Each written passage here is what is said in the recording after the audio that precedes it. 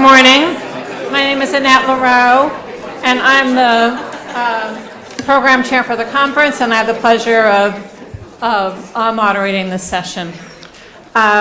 This session is on barriers to mobility, and we have three distinguished panelists, some of whom I didn't meet before this conference. Sam Friedman, who will be our first speaker, is from the London School of Economics. He received his PhD from the University of Edinburgh. He's the author heavily influenced by the work of Pierre Bourdieu. He's done a number of influential articles and has an extremely interesting book on comedy and distinction, as well as a co-authored work with Daniel Lorison on class ceilings that he'll talk more about today. Carolyn Tyson is the Bowman and Gordon Gray Distinguished Professor of Sociology at the University of North Carolina, Chapel Hill. She received her PhD from University of California, Berkeley, and she's the author of the award-winning book, Integration Interrupted. And Michael Kraus also received his PhD from University of California, Berkeley, my own alma mater, and is from the Yale School of Management and the Department of Psychology, and has done a number of extremely important articles and pieces on social class and affluence and social micro-interaction. Welcome to the panel. Sam Friedman will be first.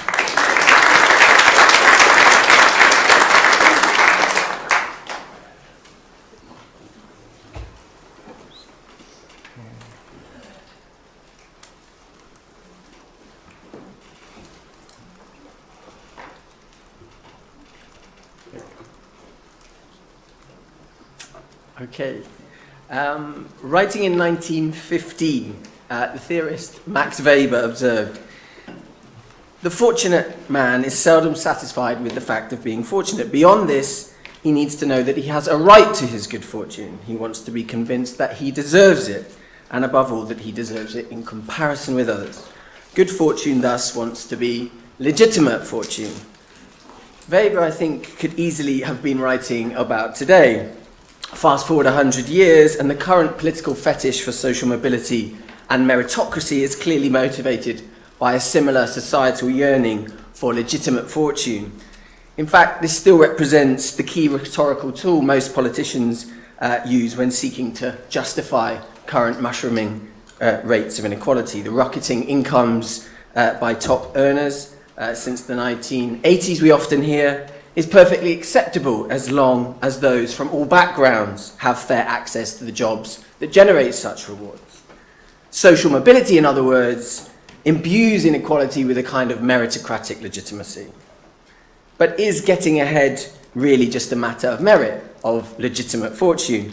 Well, in our recent book, co-authored with Daniel Lorison, who's also here today, we've been aiming to sort of answer exactly this question, specifically looking at who gets ahead in Britain's most elite occupations. And in answering this question, we also wanted to address a kind of conceptual problem that we felt had hampered social mobility research for some time, and this is that nearly all sociologists working in this area tend to conceptualize mobility as an issue of occupational access. Who gets into the top jobs, and how does this relate to their background?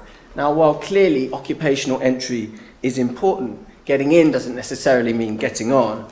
We wanted to shift the focus of the debate to an issue of a class ceiling. And in the next 20 minutes, I want to just give you a whistle-stop tour of some of our findings. Considering some of the different approaches we're going to have today to social mobility, I wanted just to quickly explain how we're measuring social or class origins here. We're following the dominant approach in sociology, which looks at the occupational class of a person's main breadwinning parent when they were growing up. Based on this, we then organize people's origins into three socio-economic classes, a UK version of what's often called here the EGP classification. First, those whose parents did upper middle class professional and managerial work. Second, those whose parents did lower middle class, intermediate or skilled manual jobs, shop owners, electricians, etc. And finally, those whose parents did solidly working class jobs, cleaners, labourers, or who were unemployed. And we then apply this to data, which is a kind of unprecedented large sample of over 100,000 people from Britain's largest employment survey, the labour force survey. So here, using this, we can see how people's origins correspond to the jobs they themselves do. This is our rather pretty but also rather depressing analysis of overall flows in the UK. But you'll notice that our destination groups are slightly different because we are particularly interested in those who reach elite jobs. And I should say here we're defining elite occupations as higher managerial and professional jobs, lawyers, doctors, engineers, and so on. But we also add a set of cultural occupations here, journalism, film, media, which we believe kind of are as if not more competitive than many of our traditional professions, and of course wield a sort of outsized cultural influence. And I suppose we're particularly interested in these people here, the 10% of those from working class backgrounds in Britain who make it into these jobs against the odds. But of course all these elite jobs are not the same. This shows you the social composition of each of these main elite occupations in Britain in terms of their makeup from those three origin groups that I mentioned before. And you can see real diversity here, from the exclusivity of medicine, where only 6% of our doctors are from working class backgrounds, to the relative openness of areas like engineering. But as I mentioned before, what we wanted to see was what happens to people once they're in these jobs, who gets on. And the answer to that is that it quite literally pays to be privileged in the UK. Those from working class backgrounds in these elite occupations face a very significant class pay gap. It's about $8,000 a year, about 16% compared to their colleagues from professional backgrounds in the same sets of jobs. And importantly, I should point out that this is very much an intersectional issue. This is a pay gap that is particularly acute for women from working class backgrounds who face a very clear double disadvantage. As you can see here, they earn on average about $24,000 a year less than men from privileged backgrounds, and a similar intersectional double disadvantage can be seen for most, not all, but most socially mobile black and minority ethnic professionals in the UK. At this juncture, I just want to pause for a second and address two questions that might have occurred to you about this idea of a class pay gap. The first is perhaps my use of the term privileged. I've used this a lot so far, but in relation to, you might be thinking, a rather broad grouping. What then is the payoff to more extreme forms of privilege in the UK? The more spectacular forms that you might think of, for example, when you picture our current Prime Minister or certain reclining members of his cabinet. Both Boris Johnson and Jacob Rees-Mogg attended Britain's most elite private secondary school, Eton, and there has long been a hypothesis in Britain that this small set of 9 very expensive male-only boarding schools, known as the Clarendon schools, have been remarkably successful in propelling their old boys into the British elite. And in another project with my colleague Alan Reeves, I've been trying to interrogate this more granular form of privilege. More specifically, we were able to broker access to the entire 120-year historical database of Who's Who, a unique catalogue of Britain's occupational elite, and which also has rare data on the individual secondary school attended by each entrant. What this allowed us to see is that while the propulsive power of these schools has actually declined significantly over time, any decline should be understood very much in the context of continuing fairly extraordinary persistence. For example, if we use census data to compare the odds of reaching Who's Who for different social groups, we can see that even today, the alumni of these 9 Clarendon schools are a somewhat staggering 94 times more likely to reach the British elite than those who attended any other school. So it pays to be privileged, but some forms clearly pay more than others. Returning to this class pay gap, though, it's also worth, I think, addressing another issue. So far, I've shown you the average, simple distribution of average earnings. But of course, this doesn't necessarily tell us that the upwardly mobile in the UK face a class ceiling or any form of discrimination necessarily. In fact, many of you have perhaps already started formulating your own explanations for this class pay gap. Maybe working class origin people are simply younger on average in these occupations and less far along in their careers. Perhaps the privileged have higher rates of educational attainment. Maybe they just work harder. To interrogate this, we conducted a series of regression analyses on this class pay gap, but controlling for a whole set of factors thought to affect earnings. And indeed, some of these are part of the story. Education, for example, does explain some of the gap. The privileged tend to have higher qualifications. They tend to have gone to more prestigious universities. Both of those things are associated with higher earnings. Other important mechanisms are also at work.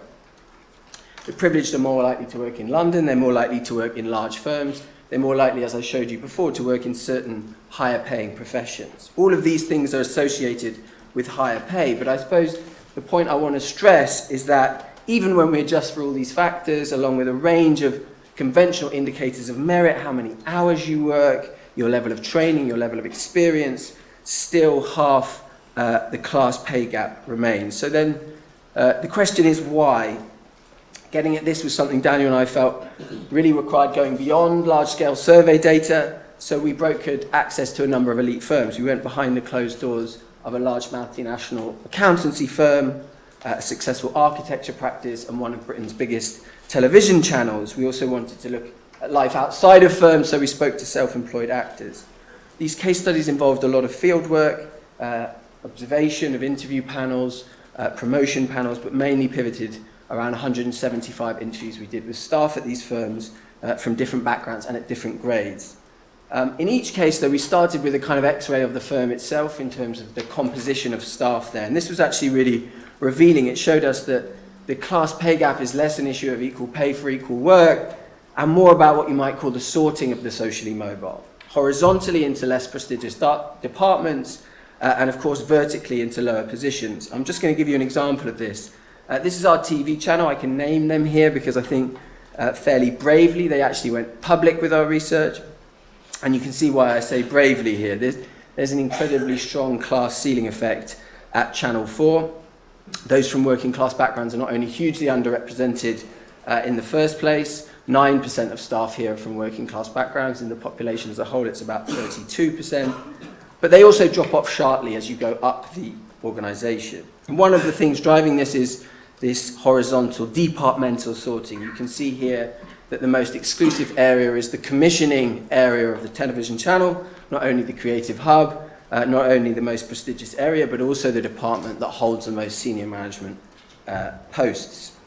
So how do we account for these ceiling effects, which I should say we saw across a number of our firms? I just want to briefly pull out 4 drivers that emerge from across these case studies, and I want to try and do this by narrating it through the lens of one interviewee in particular. And this was Mark, of course not his real name, but he was a senior commissioner at Channel 4, and he was from a very privileged background. Okay, his parents were successful professionals, he had been educated at one of the country's top private schools, and he'd gone on to Oxford. Now, Mark had undoubtedly been very successful, but interestingly, when we met him on the top floor of Channel 4's aluminium and futuristic headquarters and invited him to narrate his career in his own words, a very different account emerged. He, of course, noted that he had certain objective merits, prestigious educational credentials, a strong work ethic, but the most crucial thing he told us was that his talents were given a platform. Okay, and I think this links to some of the things Bruce was talking about before.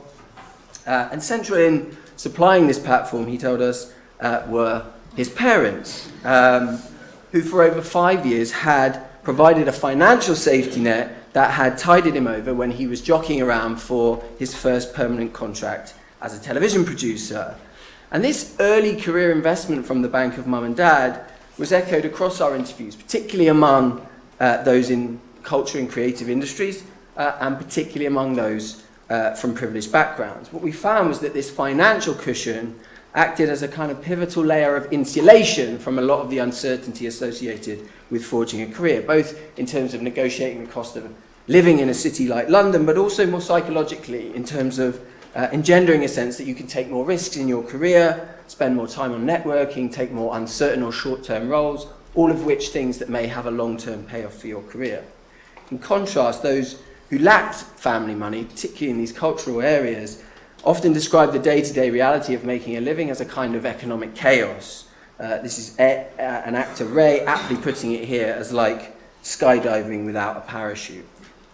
But it's not just about money. More significant, to bring you back to Mark, were a handful of senior colleagues who he explained had at various points in his career taken him under their wing, and this is the crucial bit, often operating beneath the formal mechanisms of the business or occupation, had sort of consciously acted to fast-track his career, facilitating jobs, advocating on his behalf.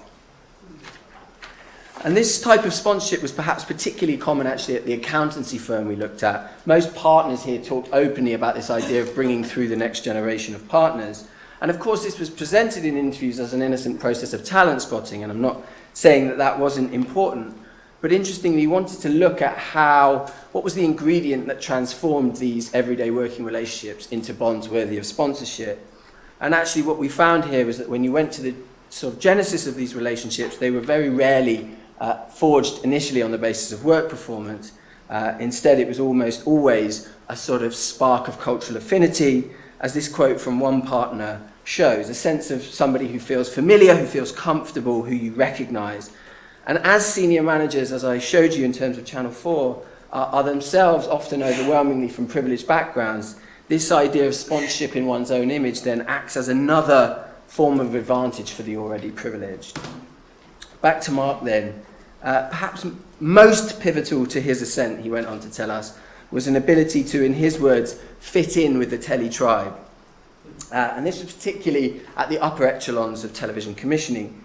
What he told us here was that what was really vital was a sense of how to kind of perform in certain work environments. And he said, let me give you an example. And he gave us this anecdote from when he was working on the senior production team of a news program.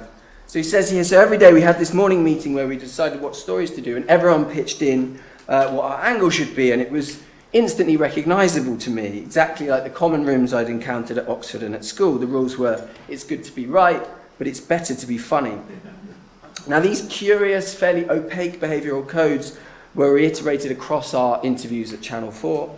They constituted a sense of what we call in the book studied informality. And there were two key dimensions to this idea of studied informality. First, a particular sort of package of self-presentation, what we call in Britain an RP accent, okay, what you might say in America is the Queen's English, speaking in a posh accent like mine. Casual but very sort of knowingly hip dress, okay, there was a lot of discussion at Channel 4 about the right type of sneakers to wear in the workplace. A kind of ironic, knowing humour, who knows when to swear in meetings, who knows when to put up their feet, who knows when to mock their managers, and also a level of sort of interpersonal familiarity, hugs and kisses rather than handshakes that you don't normally associate with a professional workplace. Second, interestingly, it also involved a particular intellectual or highbrow way of talking about television, particularly in commissioning. A sense of an ability to kind of drop cultural references from other high art forms or speak in a particular arcane or lyrical tone, even when, and this is, I suppose, the key point, many, like this interviewee herself from a fairly privileged background, told us in anonymous interviews that actually these sorts of references were largely irrelevant to the types of mainstream programs being made at the channel. Why are we talking, she says here, about the great American novel when we're making a television show about lie detectors?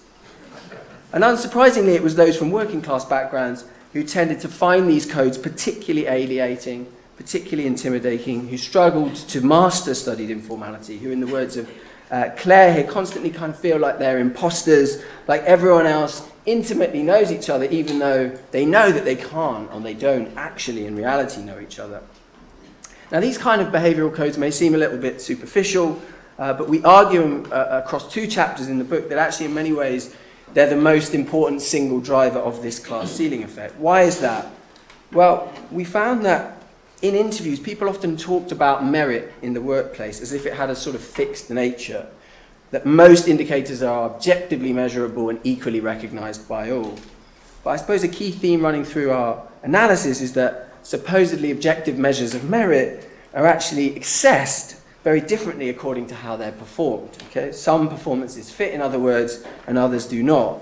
And in many professions, in the UK anyway, this is about the historical legacy of an overwhelmingly privileged white male majority, who have been able to embed, in some cases even institutionalize, their own ideas about the right way to be in the workplace, the right way to act, their own behavioral codes that in turn continue to shape perceptions taken for granted, tacit perceptions of who it is that's appropriate to promote or progress in the moment. And this is often expressed in interviews as a kind of gut feeling, an intuitive sense, as one of the partners at the accountancy firm put it to us, that some people simply feel like a partner.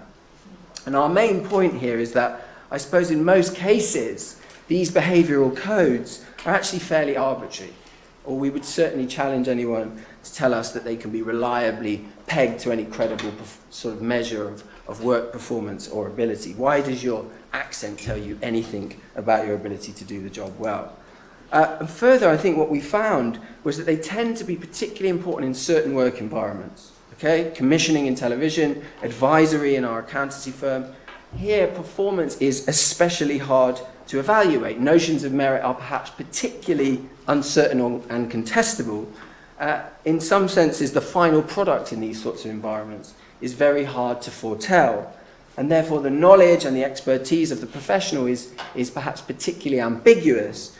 So presenting or performing the right image then, when pitching a television program, giving financial advice, becomes integral as a kind of act of persuasion, a proxy for a competence that can't actually definitively be demonstrated in the moment.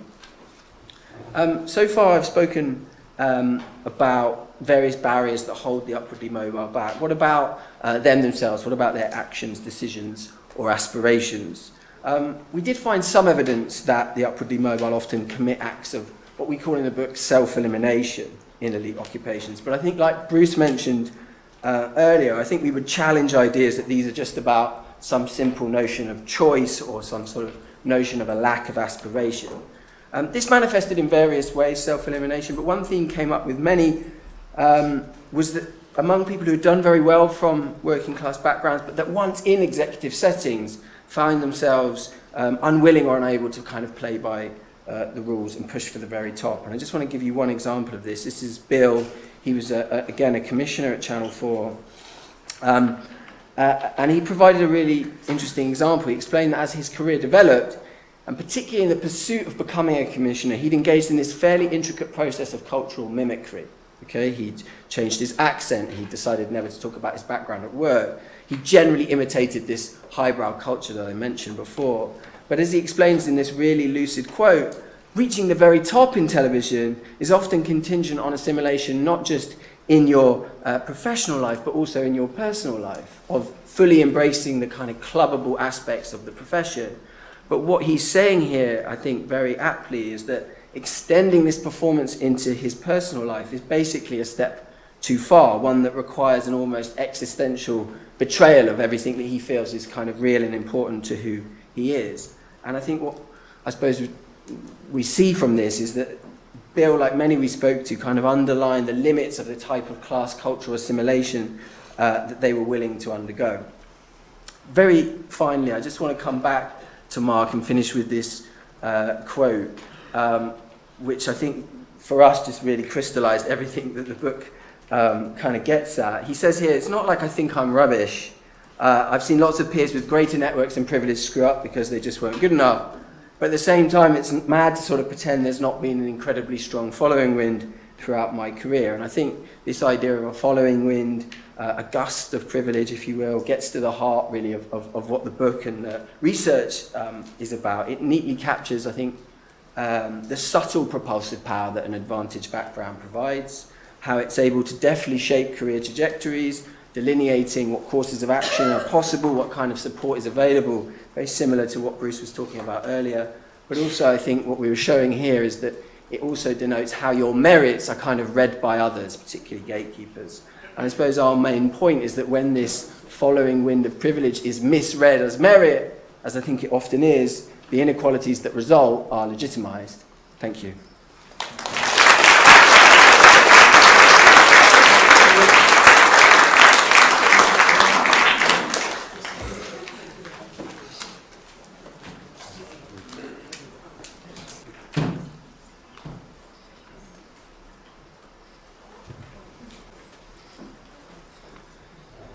All right.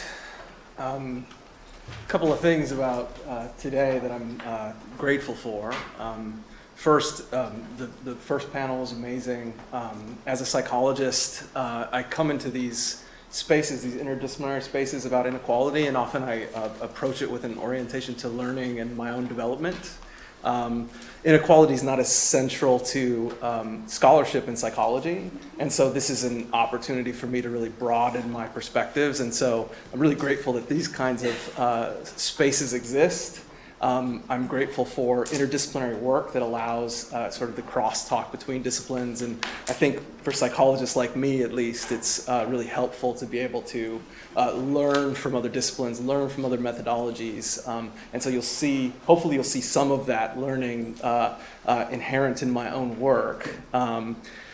I realize that I'm now doing a bit of teaching, right? So like I'm sort of not learning now. I'm in front of you imparting knowledge, and so I just want to admit to you that it's a little bit of a foreign sort of situation for me to be in an interdisciplinary audience, to be teaching on topics of inequality.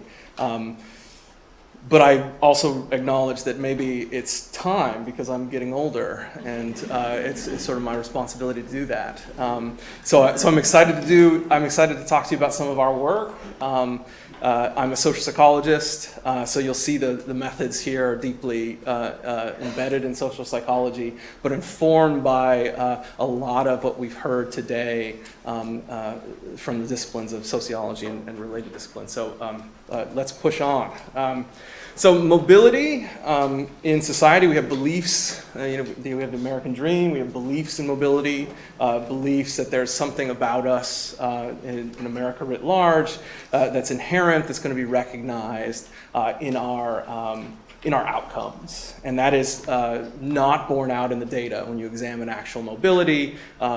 Raj Chetty, I'm warming up the room for Raj Chetty, so I won't belabor some of these data, but college admissions, if we think of college as an engine for greater opportunity, top colleges and universities like Yale, where I'm from, tend to be populated by people from the top quartile of income, and there are many macro level social structural forces that are giving rise to these kinds of patterns that are making barriers to mobility quite sticky, and one of the ways in which social psychologists can contribute to this kind of pattern is to try to understand the ways in which everyday interactions, the small spaces, the small experiences between individuals can reproduce some of this process, and that's where some of my work and my colleagues' work enters into this equation.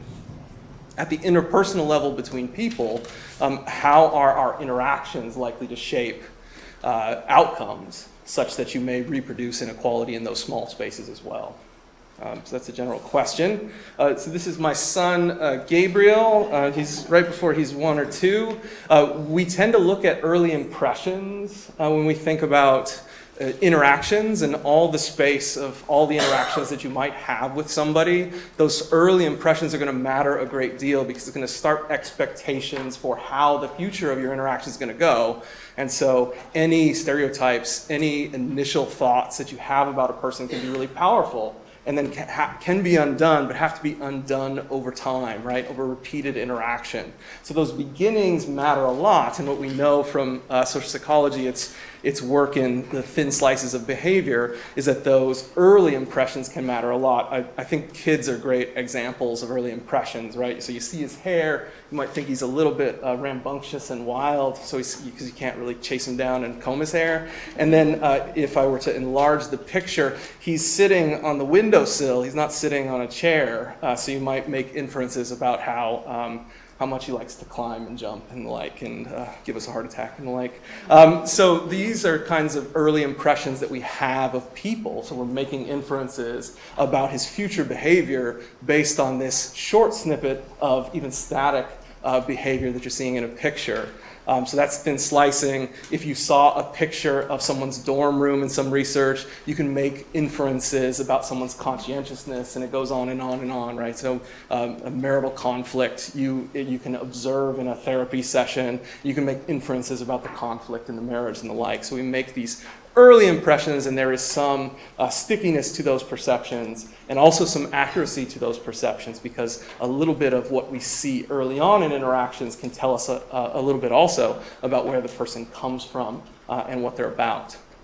So we're going to apply this to social position. We're going to look in the domain of speech impressions.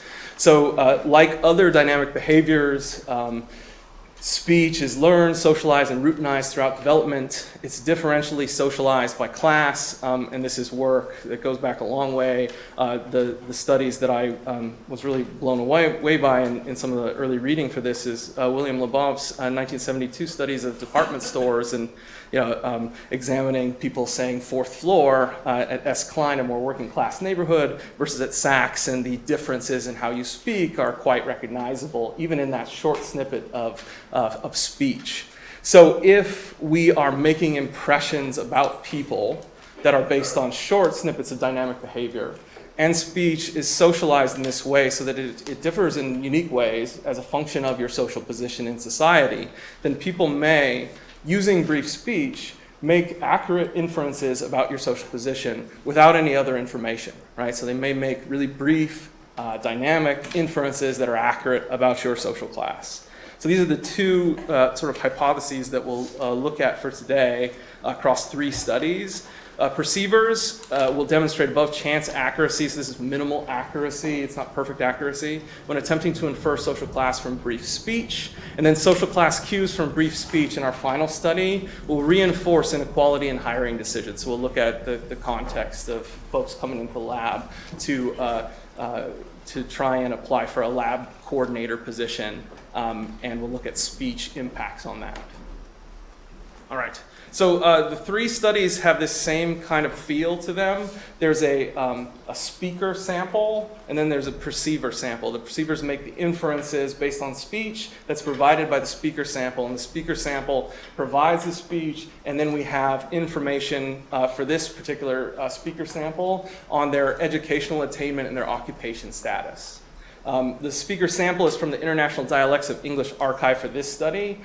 It's an intrepid bunch of individuals just really excited to learn about people's speech and accents. So they traveled all over the United States and Canada, getting high quality recordings of people talking about themselves, but then also reading literary passages. So what we did in this first study is we tried to take the speech that was held constant across the most speakers, and present it to a panel of perceivers, which is an online crowdsourced panel from MTurk of around 229 individuals. So you take the speech from these speakers, you know their socioeconomic position based on education and occupation status, and then you do something that's a signal detection paradigm, which is a fancy way of saying that across a number of trials, you're asking these yes-no questions about the speaker. So I want to know if you think this person has a college degree, do you think this person is white? Do you think this person is a man? Do you think this person is older? Based on brief speech, and I'm talking very brief speech, where the content is constant, so it's the same words, and it's devoid of other context, so it's not in complete sentences, it's words out of context. So this is what you're doing in the experiment across the trials. Beautiful. Do you imagine? Yellow. So that's it.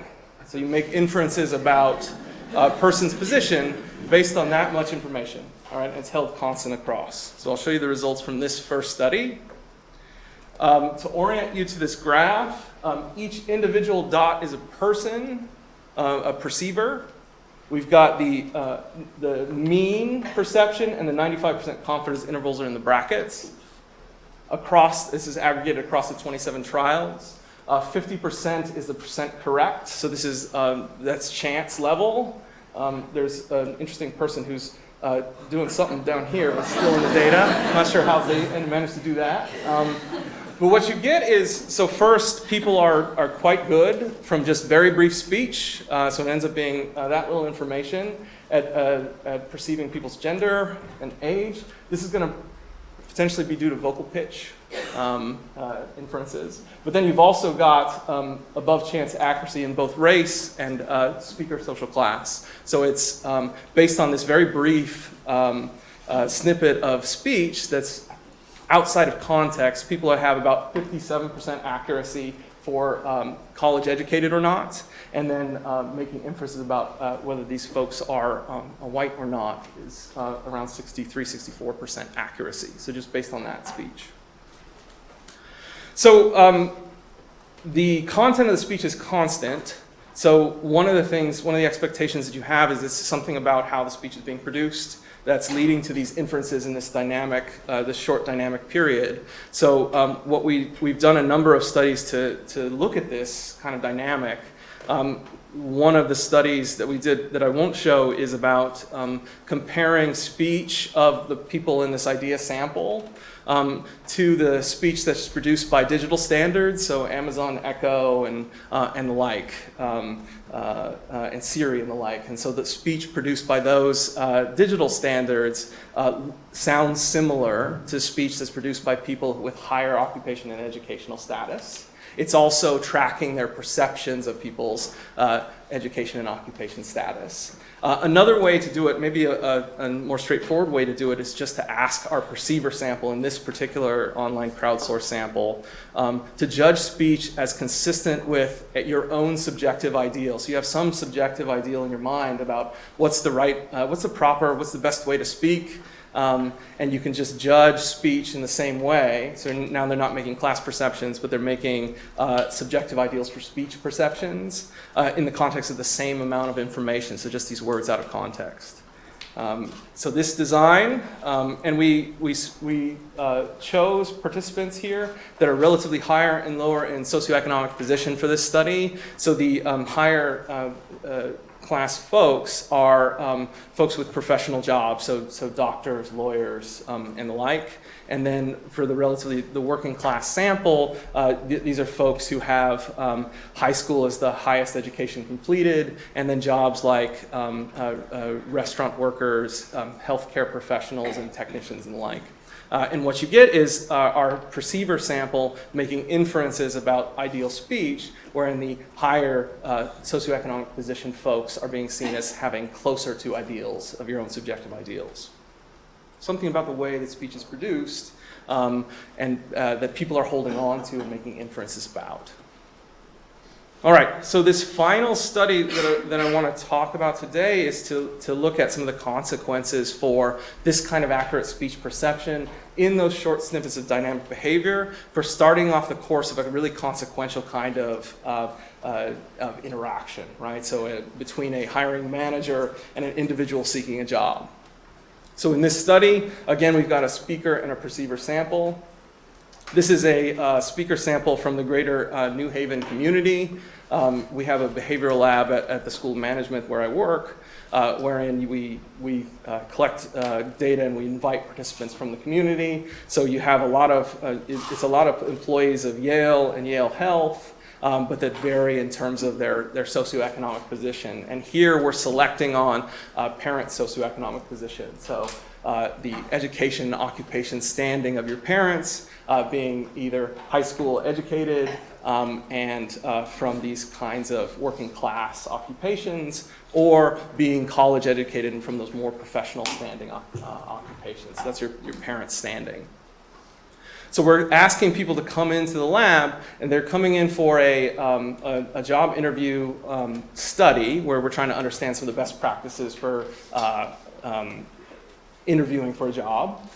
And our participants are being asked before they go into the interview to just describe themselves. So you can have, I'll play one. This is one of our least engaged. I don't know, I kind of bore my friends by talking about history and stuff like that, but I also play music and make music and record it. All right, so that's the kind of small talk that's happening before you go into the interview. So it's 15 to 20 seconds of dynamic speech before people go in to have this actual mock job interview. And we are recording this speech. Then we have our separate perceiver sample. It's a crowdsourced sample with people with prior hiring experience. So these folks tend to be older than our other perceiver samples with more managerial experience. And they're making hiring judgments. So and not with any other materials, right? So this is before the interview. They're being asked to make judgments about the fit for this lab coordinator kind of position, for the competence for this position, and the salary and bonus for this position. The lab coordinator position is pitched as a job that involves coordinating a bunch of different stakeholders at Yale. It's about also learning on the job. So there's a lot of opportunity for development. That's how the coordinator is pitched. But it is situated at Yale. So there is, I would say that's probably a big boundary to some of these effects. You wonder how they generalize to other jobs. It's definitely a Yale job that people are applying for. They're also, in addition to those hiring judgments, being asked to guess the social class of the applicant. So they're asked on a 10-rung ladder representing society that represents ascending levels of education, income, and occupation status. Where would you place this person based on just this 15 to 20 seconds of speech? And then a final part of the design, because we started to talk about how it was the ways in which people are speaking that matters, over and above the content of the speech, is we have both a text transcript condition where people are reading the content of the speech, and then we also have the speech content where you get the content, the text content, but also you get to hear what people are saying and how they're saying it. All right, so here are the perceived social class. This is the perceptions of the position on the 10-rung ladder representing society. Again, individuals as the individual dots there. You've got the, on my left, you've got the text analysis. You see that the content of speech is leading to inferences about socioeconomic position that track with people's actual parental socioeconomic position. But you're seeing a larger effect, a difference in difference here, for the speech content, right? So it's the ways in which people are speaking that's adding to this difference and leading to more discrepant inferences about people's perceived social classes based on these interactions. All right, so the next piece, we're going to focus on just the speech here, although the pattern's the same for the text as well. So what you say also has the same kind of pattern. It's just not as strong for these hiring judgments. All right, so here is fit. So you're fit for this lab coordinator kind of position based not on any application materials, but based on the small talk that happens before the interview. And what you get is that the higher position you are, as your parents are to start, the higher fit you have for the job, the more confident the hiring managers see you as in terms of being prepared for the job, and then a higher starting salary and a higher signing bonus as a function of your position. And again, this is prior to any actual job qualifications, prior to actual interview conversation, prior to anything. All right, so I just want to summarize where we've gone and some of the things that we're thinking about doing for the future. So signs of our position in society are in the voice and have the potential to reinforce many of the structural inequalities that we have. So it's something that can happen in the space between everyday interactions. In those brief and informal social exchanges that we experience throughout the course of our everyday lives. Even those experiences are imbued with our position and then interact with our psychology in meaningful ways that leads to the coloring of interactions in this way. Some future research on this and future thoughts we have about this are, one of the things that we're thinking and have observed in some pilot work is looking at how, particularly in New Haven, the magnitudes of inequality are similar in magnitude to the inequality that you see and observe across the United States. And they are racialized to the same degree as they are across the United States. So in inferences of competence and fit, the class-based inferences you see here are going to be, and are in some of our work, disproportionately on some of the black and brown members of our communities. And so future work is looking at that double disadvantage in the context of these perceptions of class, but also these perceptions for job interview performance. And then I think there are a lot of implications for this work that we're maybe too early days to really know too much about at this time. But I think there are some really narrow definitions of competence and fit that we have that are tied to our beliefs about society. I started with thinking about the beliefs about the American dream, beliefs about opportunity that are that we hold pretty consistently despite some of the evidence outside that suggests that they're not borne out in reality. And it leads to these really narrow definitions of both fit and competence, right? The fit for a lab coordinator position at Yale looks like has these qualities and has these abilities, but also comes from this family. The competence for this job at Yale has these abilities, but also has this background and comes from this family. And so that's the place that I think as psychologists we look to, is thinking about how do you undo with policy, with procedure, undo or deal with and reduce the extent that some of those narrow definitions are being enacted in the ways in which we decide who gets some of the outcomes that we care about.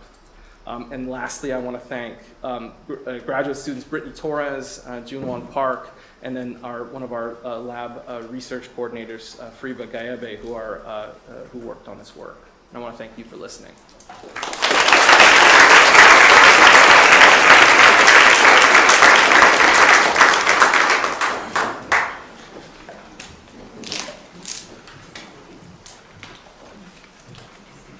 Great. So we have 2 microphones, and we're ready to have question and discussion.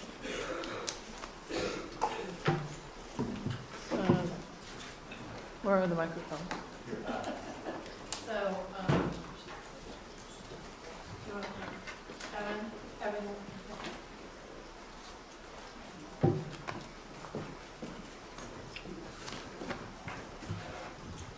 Enjoyed all the presentations immensely, but I was interested, as sort of a rhetorical question.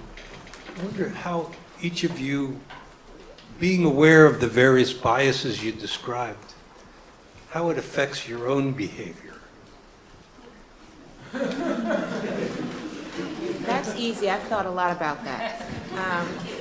So, for example, I was thinking about this, so it's around trust, and so I was thinking about this situation I was in where I was being recruited by another university and had a job offer, and I contacted someone I knew, and I started to talk to them about the offer I was made, and they said, go get this book, Women Don't Ask. And I was thinking about that recently, because now everything I think about is in relation to trust.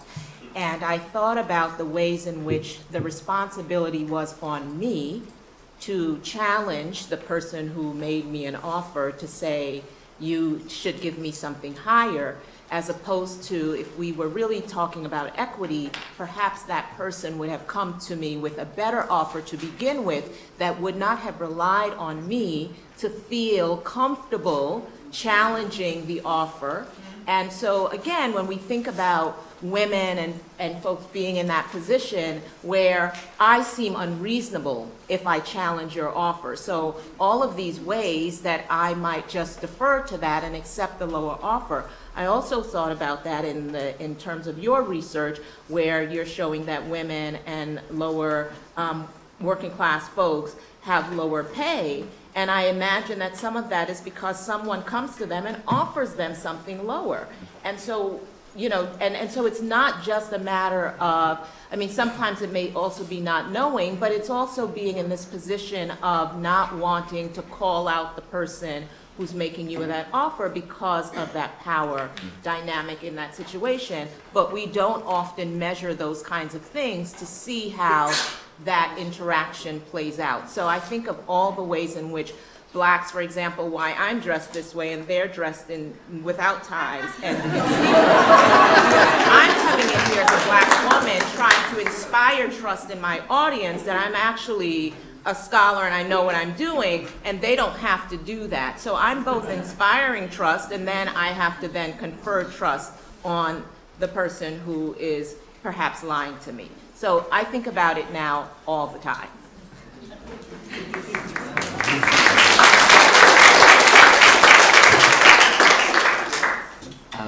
Yeah, I think it's a really good question. It's one that sort of animated the whole project with Daniel, who's at the back here. We're from very different backgrounds. I'm from a very privileged background. And I think we were often reflecting on our own life experiences in terms of informing the sorts of questions that we wanted to ask. And I mean, even more in detail, I mean, I write about this in the book, but I actually think that these processes have definitely advantaged me in my own career. Just to give you one example, we use a similar system of recruitment in the UK to here in terms of faculty. And when I got the job at LSE, you know, I came in and I had to meet all of the different faculty members for these short meetings that LSE had sort of brought in alongside the sort of American model of recruitment. But in the UK are not really known. You don't normally sort of meet faculty members when you're going for a job, you just have an interview. And the thing about these meetings is that there's no sense of what you're supposed to talk about, right? You meet somebody, they're a complete stranger for half an hour, and you know, what's the meaning of that interaction? It's not entirely clear. But I think my father was an academic. I grew up listening to academics making, you know, pointless and fairly boring small talk around the dinner table. And I think that I'm sure there was a sense that even when there were no explicit rules of the game made clear, I had an intuitive sense of how to play that interaction. There was a guy who I was up against for the job, and just clearly had a better CV to mine. I eventually got the job, and I know this person. I know his background. I know he's from a much more working class background, and I know from some of the interactions that people reported that he really struggled in those one-on-one meetings. So I've thought about this a lot in terms of how it's actually affected my own career, and certainly the following wind has been in my direction. Yeah, I mean, I often think about the contradictions of studying inequality and being a professor at Yale and being at Penn, talking about inequality, and that's right. Like, how do you reconcile all that privilege in the context of the work that you do, and how in many ways your actions in this space are contributing to the inequalities that you see in the world, and they're not undoing them. So, so for me, it's like trying to engage in scholarship and action in community work, in my own academic work, that tries to undo some of the other stuff that I'm doing that's also you know, benefiting from the privilege. So it's I think it's maybe a better way to approach it than to be blind to it or unaware of it or willfully ignoring it. But it's certainly not a perfect position, and it's certainly not an easy position, and it's certainly not it's not the rightest position to be in. So it's you know, and moving beyond that, I think will take deeper reflection on my part. Other questions? How about in the back? There's a microphone coming to you. Hi, I'm Kat Murray, local academic. I was ADD at Penn. I'm what's called twice exceptional. Most people don't know what that is in the education field. I do not believe it's addressed at Penn, Drexel, or Temple. What twice exceptional is I'm a special ed candidate because I have audio processing disorder and I have a high IQ. So I'm going to make 3 statements and then I'll ask a question. One is, on a documentary of twice exceptional children, there was a casual remark that many prisons are full of high IQ people. That's first statement. Second is that I have personally watched someone struggle who was very close to me, and they were educated in Philadelphia. They learned practically nothing. I believe they were twice exceptional. They're incarcerated now. They'll get out soon, but it was harrowing for me to watch. I think this is such an emotional issue for me, I might just stop. But your research about the special ed placement, there is somebody named Donna Ford who looks at inequality of gifted placement. And I just want to give the statement, and you guys can respond whatever way you want, that I'm extremely disappointed in the educational community for dropping the ball, throwing it down the sewer when it comes to gifted ed.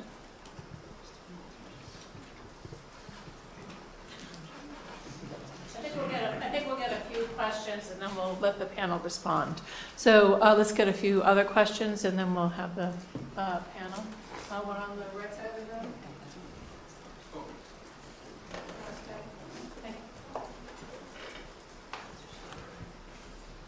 So I was quite curious because I think a couple of the topics that you discuss is about in very subtle ways in which equality is, or inequality is perpetuated. And my question is about, well, what policy responses can you have to these very subtle mechanisms? Because, well, that seems to be, like, the subtlety makes it quite challenging to respond, right? So I was wondering if you had thought about it, and also about in the context of these school districts placing black children. It's also quite subtle, right? So what do you do about it?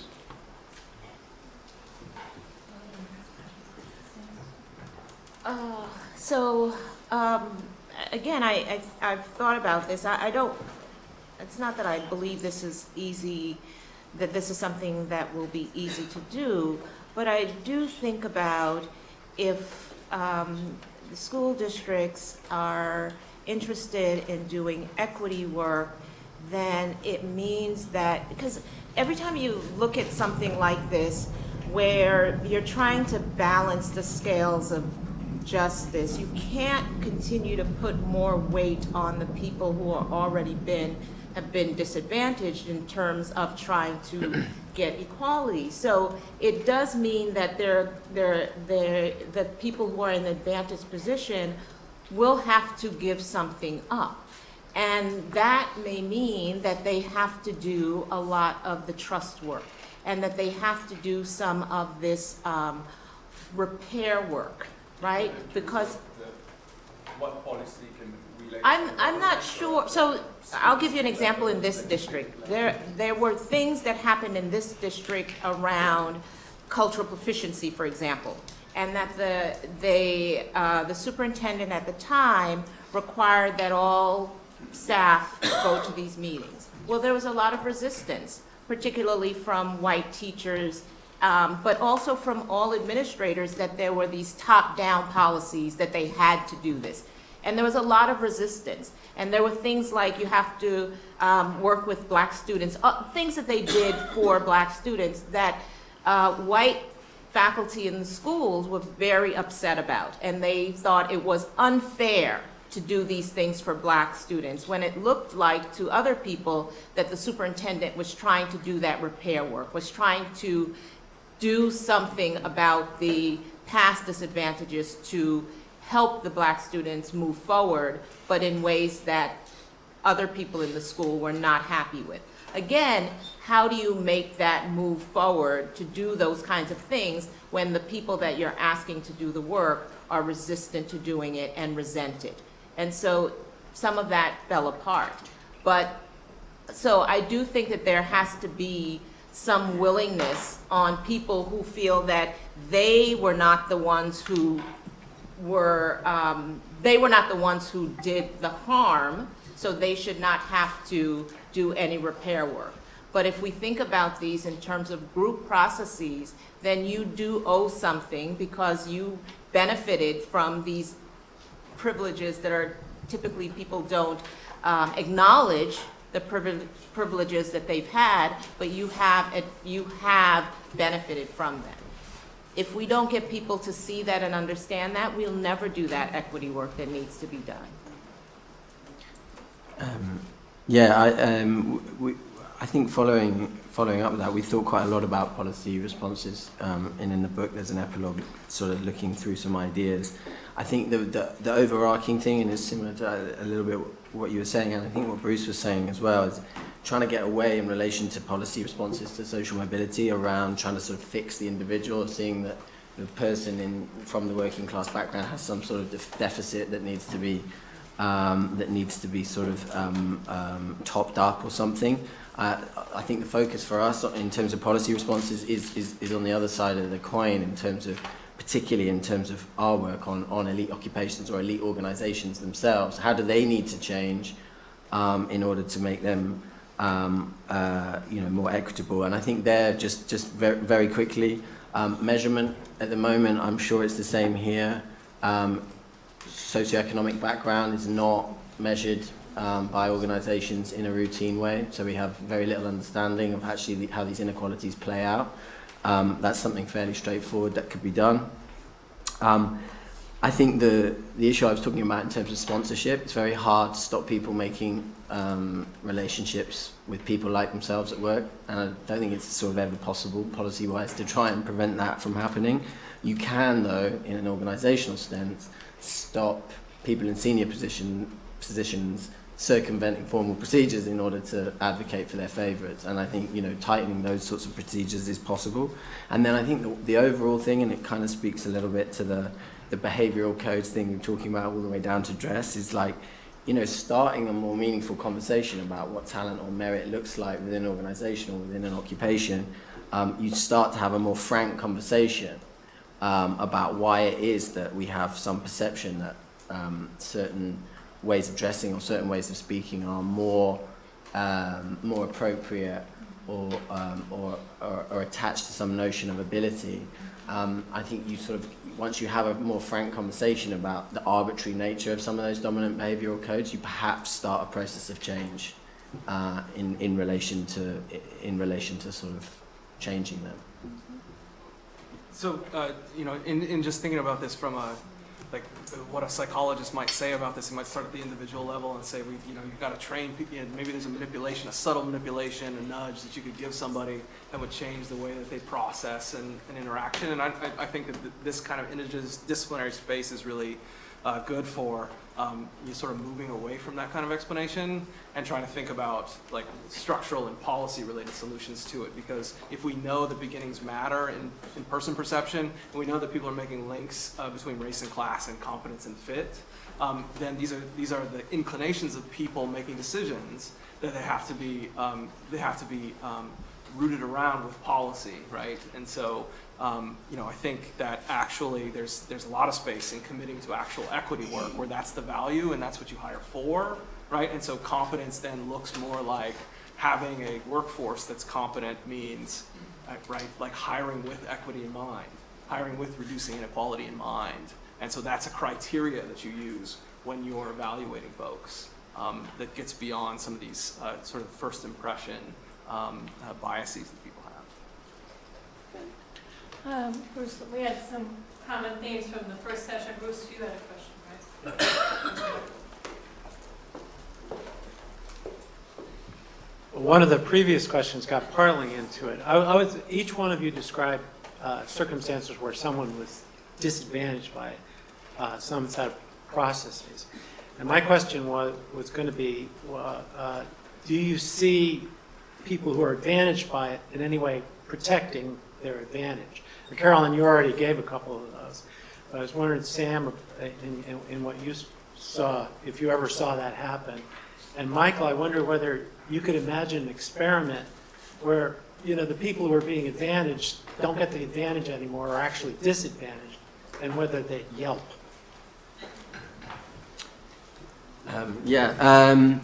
So I think it's really tough to put some sort of notion of intentionality around the advantage. We were talking about this a little bit earlier, weren't we, Jeff? But I mean, I think often what you're seeing in these situations is that those who are from advantaged backgrounds who get to the top very much believe that it's a legitimate fortune, right? To speak in a Weberian sense, because they're misrecognizing some of these processes as being about their own talent.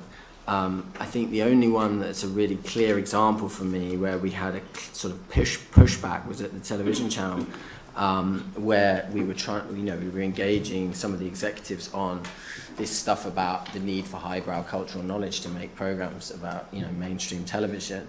And they said, well, first of all, they said, who are you academics to come and tell us that we're too intellectual?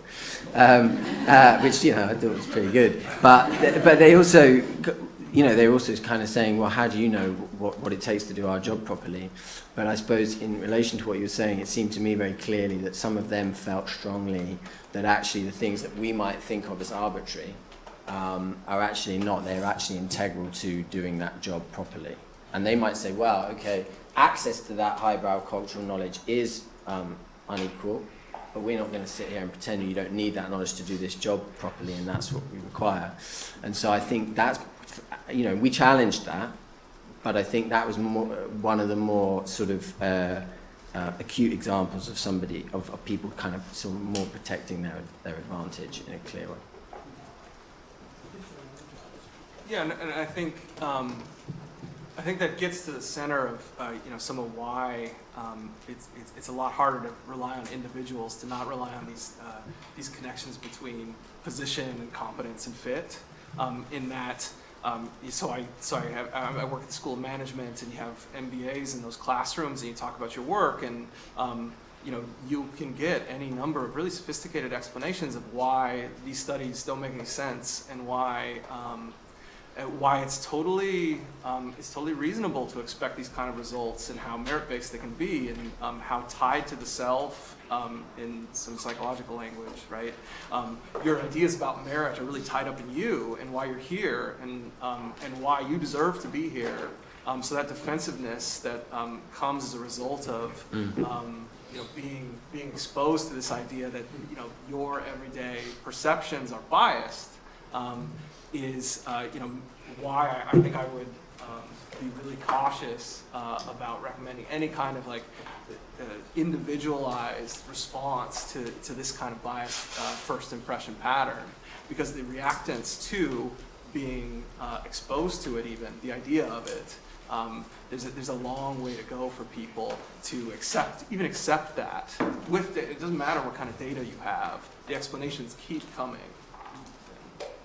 Okay, let's collect 2 or 3 very brief questions, and then we'll have the panel answer them. Are there brief questions? Yeah.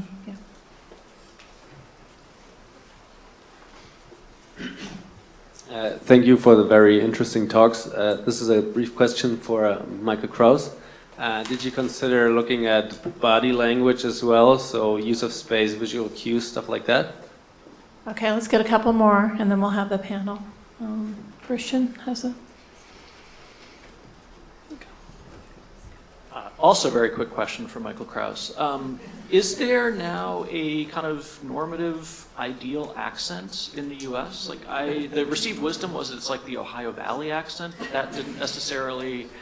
That sort of cut across class lines, at least for white individuals, right? But the kind of George Plimpton-ish accent, I don't think that's perceived as an ideal. So, wondering how you think about that. Okay, and a brief question at the top, very brief, and then we'll have the panel answer.